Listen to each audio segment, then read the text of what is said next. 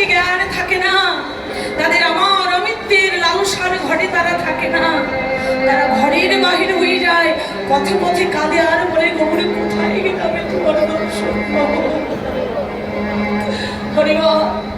কিন্তু আমার মতো বিষয়ী যারা গো, আমার মতো যাদের অর্থের নেশা, যাদের প্রাচুর্যের নেশা, অলঙ্কারের নেশা, ভালো দামি দামি বাড়ি গাড়ির নেশা, তারা যে ওই ভবের ঘর ছাড়তে পারে।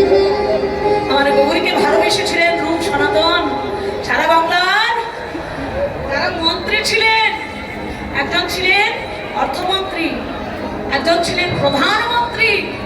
এত বড় মন্ত্রিত্ব পদ ছেড়েও তারা কি করলেন?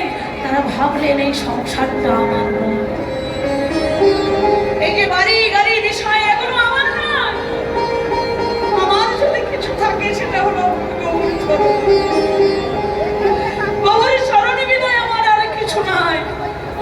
সনাতন গোস্বামী রূপ গোস্বামী সংসার ত্যাগ করেছিলেন, মন্ত্রিত্ব ত্যাগ করে দিয়ে, সংসার ত্যাগ করে দিয়ে দিনহীন কামারের মতো পথে পথে কেঁদেছিলেন। যারা ছাড়া আজকে মধুময় বৃন্দাবনের ওই লুপ্ত তীর্থগুলি উদ্ধার হতো না।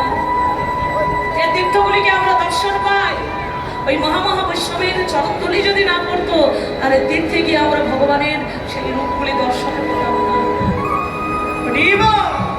কিন্তু বোঝাবে কে আমাদের এই হৃদয়টাকে? শুধু মায়াপাশে আকৃষ্ট হয়ে পড়ে রয়েছি। বিষয় আমার, পুত্র আমার, কন্যা আমার, বাড়ি আমার, গাড়ি আমার।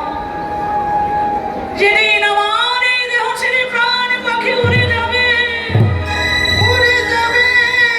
সেদিন ভাই বলো, পুত্র বলো, কন্যা বলো, আত্মীয় বলো, স্বজন বলো, আমাদের সঙ্গে তো কেউ যাবে না। জয় রাধে।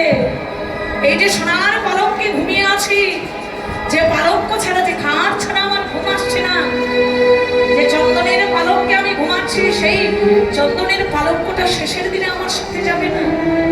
যে সোনাবর্ণ অলঙ্কারে আমি সুসজ্জিত হয়ে আছি, শেষের দিনে আমার পুত্র কন্যা আমার জন্য একটি অলঙ্কারও দেবে না। জয় রাধে। সেদিনে কি হবে?